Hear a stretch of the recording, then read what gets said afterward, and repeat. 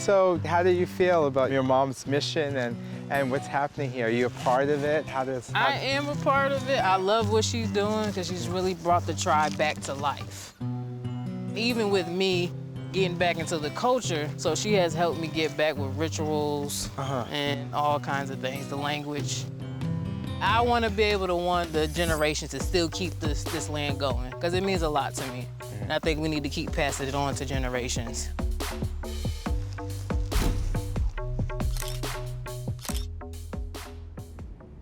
The Walker side of our families go back to pre-Civil War. This is Buckley. Buckley is the patriarch. Buckley had 2 slave children that he gave to his in-laws because his wife did not want the children to live in the same household. And the slave children, Alice Walker Brooks married Mary Elizabeth Woods. They had 13 children. My grandfather was one of the children. This is a picture of his son, Alexander.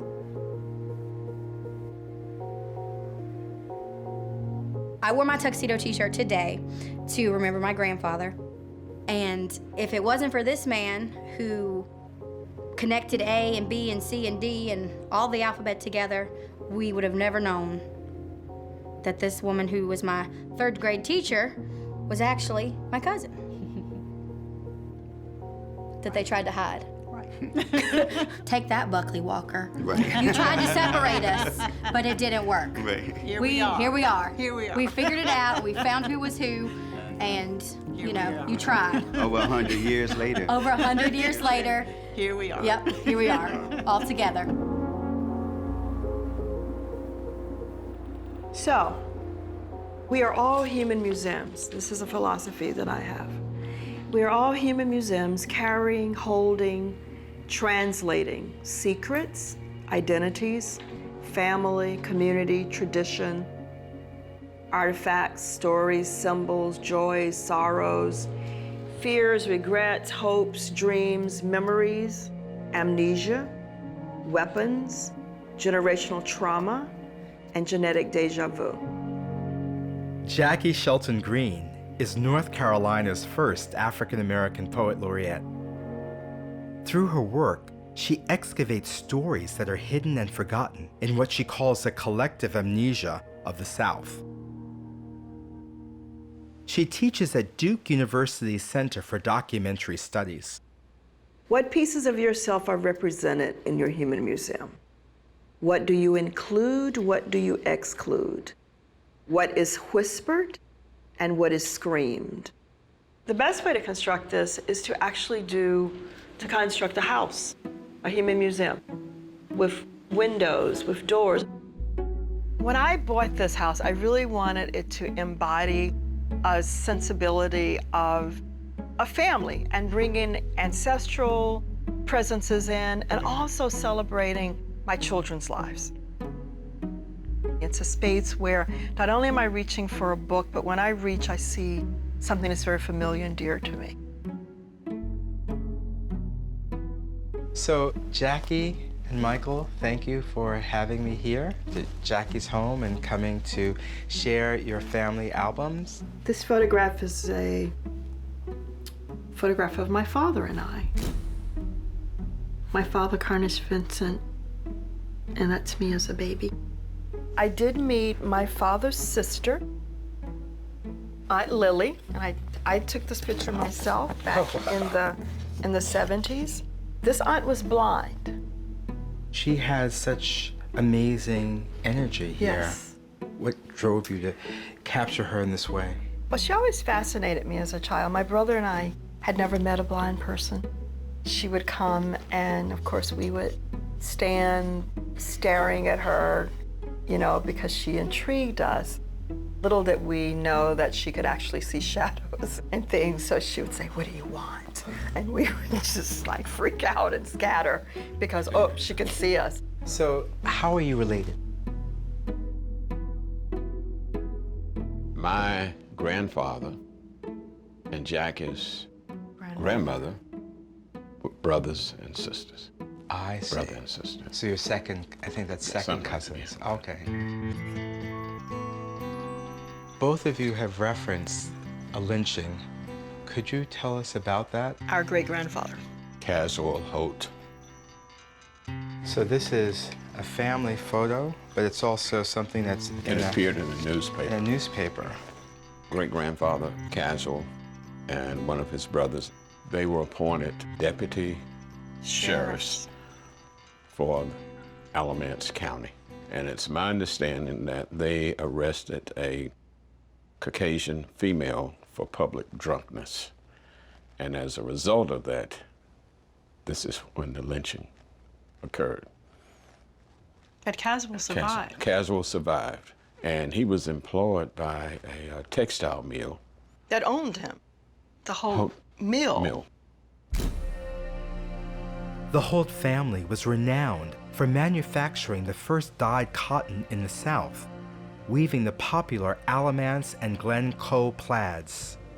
Caswell Holt was born into slavery here at Oak Grove Plantation. The house, now a museum, preserves two sides of a complicated legacy. When we think about Southern culture, we're connected at the hip. You know, you can't tell my story without telling your story, and I can't tell my story without telling your story if you happen to be white. I think there's a crisis in Southern memory. I think that we all have collective amnesia. We invited descendants of the Holt family to join us. So what are you expecting to find, or what are you anticipating, you know, going in with this meeting in this particular house? I think Michael and I know what it looks like for us, but I think the question is how the other side of the Holt family will embrace this notion of us showing up in a world that has historically been occupied by them in the telling of the story. So I'm Thomas Allen Harris. Hey, I'm Jim Wooten. Jim. Nice to meet you. Good to meet you. Jackie Shelton, great to meet Nice to meet you, Jackie. So who is in this photograph? This is E.M. Holt. He's known as the textile pioneer of Alamance County. And again, he was my great-grandfather, and my mother and my aunt's great-great-grandfather. You organized this. How should we go through this album? Okay, well, this is James Henry Holt Sr.'s son, James Henry Holt Jr., whom I am named after. And there is one more photo here that I was wanting to show. This is my great-grandfather, again, James Henry Holt Sr., and he had 7 sons, and each of his sons had a mill. Each of them had their own mill. Right, Did each they have one their had their own mill. Did they have their own special character, each of the mills? Well, the one that James Henry Holt Sr. owned was Glencoe, and they actually made the plaid. The Glencoe plaid. Yeah, the Glencoe plaid, correct.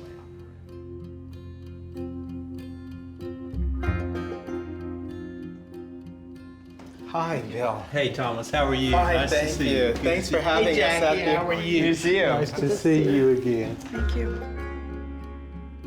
And then we have Caswell. This is an 1859 list. Caswell was 27 years old at that time, and of course these are tax values, so this was the tax value What year was that? for the time, 1859. And how much? What was his tax value? $700 at that time, $700. which as skilled labor, that was a relatively high value for the time period. You know, Caswell would become extremely important to the history of the county because he was appointed the first black deputy in the county during Reconstruction. He was targeted by the Klan because of that on 2 different occasions. The second occasion, he was actually shot, but he survived all of that, and he would go to finally testify before the United States Senate about Klan activities here in the local area, and that did result in the arrest of several Klan perpetrators here in the local area. Caswell Holt of Alamance County. Why is he in this exhibition? How did you decide where to put him in this exhibition? Well, we are trying to tell both the story of the Holt family who were involved with textiles, as well as we are trying to tell the story of all of the slave families who were living on this particular farm at one time too. And since Caswell in particular is so important to the history of the county, we decided that we should focus in on some of his activities as well. So for me, this is more than just a moment to look at his picture. It's far more than a moment. But to be able to say to him, thank you, like Michael was saying, that I am grateful for what I believe that I carry his DNA, that DNA of perseverance, that DNA of pushing through and standing up in who you know you are. And I think that's why he was a formidable man of color during slavery, because he stood up for who he knew he was, a human being. And that's all we can do. That's all any of us can do, is stand up in our humanness. So it is a moment. Thank you for letting me have a moment. But yeah, it's quite a moment. Thank you, Jackie. Well, it makes me feel very good to hear your story and your feelings about your ancestors too, and it really brings us a lot closer together. Right. By what you have to say. And I appreciate hearing your story and your thoughts. Two families tied together by a common history. Remembering Caswell Holt opens the potential to add context and healing to the past.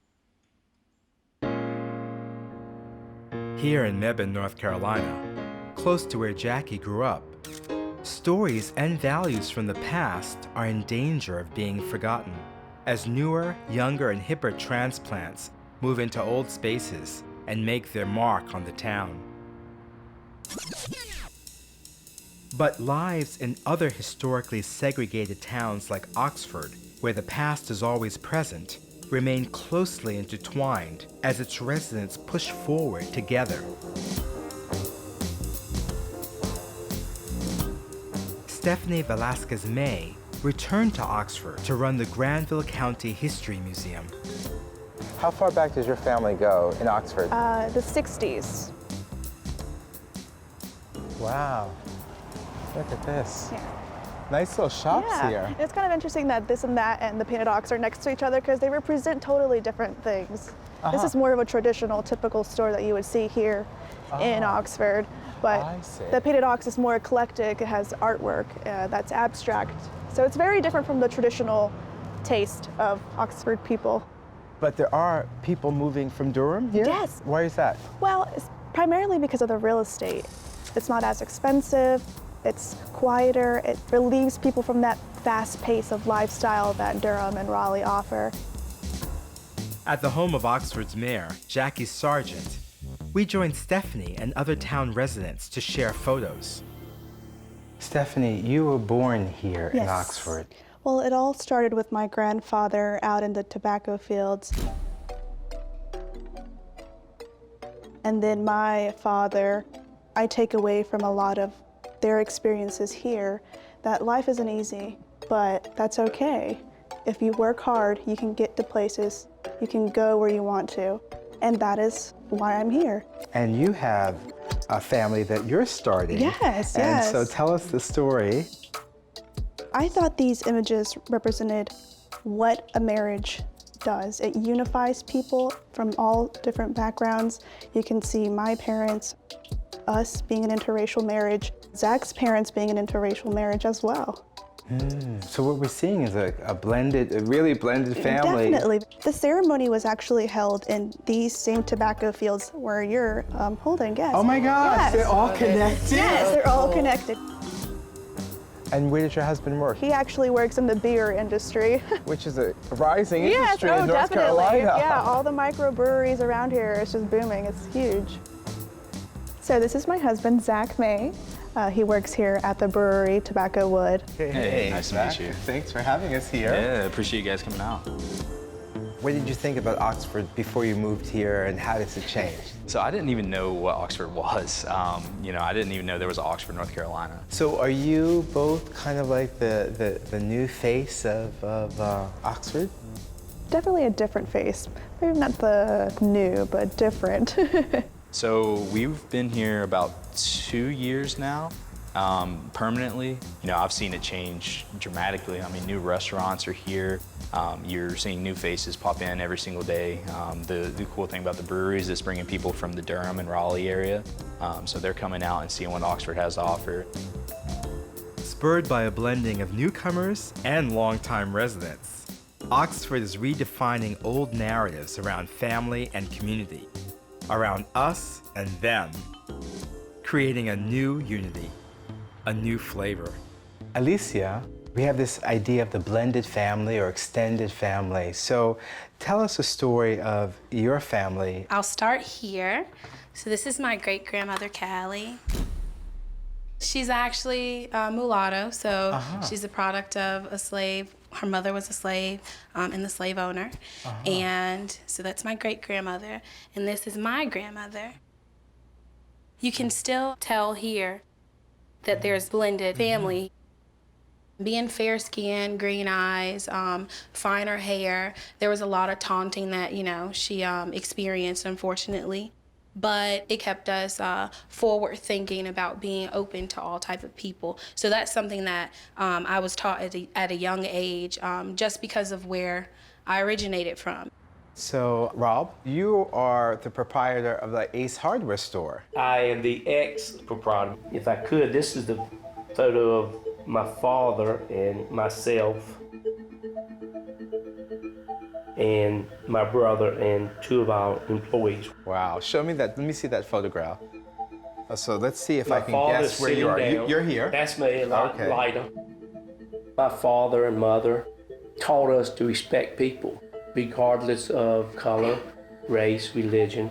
We were successful in the hardware business because he treated everybody the same. You know, Thomas, it's more than just a store, though. It's where you go in with your fellow residents and you have conversation. You talk more than a park. You go in for a screw and you stay an hour. Harry, tell us your Oxford story. I picked this picture as a picture of my mother. And my mom raised 4 boys by herself. My dad died when I was 7. So she really held the glue to everything that I am and everything that my brothers are. I had a teacher who we just really connected. This is them, this is mom and dad in this picture, Don and Betty Larson. They went to my mom and said they would like to be a part of my life. My mom, without missing a beat, said yes. That's the type of mom I have. And so I incorporated a whole new family. But it began with my mom, who allowed that to happen, which really changed my life. Mayor Jackie, you consider yourself a newcomer or you're considered a newcomer even though you've been here 30 years? Yes, I would be what's called a come here, not a from here. Is that right? So my origins here on this table go back to my parents. This picture, which is, I think, a very beautiful and happy picture, is my mother before World War II. This is what is known as an Arbeitsbuch. So my mother was the only person in her family to survive the Holocaust. And when did you learn this story? You know, some people that went through the Holocaust are able to talk easily. My mother was not one of them. And so it's really wonderful to hear the histories here at the table, because in my youth, my memory was not to ask too many questions. So the history came out in 5-minute windows. How do you see Oxford as different than other kinds of places in North Carolina? That's what Oxford is, a blending pot now. It's a mixture of everybody. To me, it's the new South. We're going to be the new suburban Raleigh or Durham, but with a different flavor.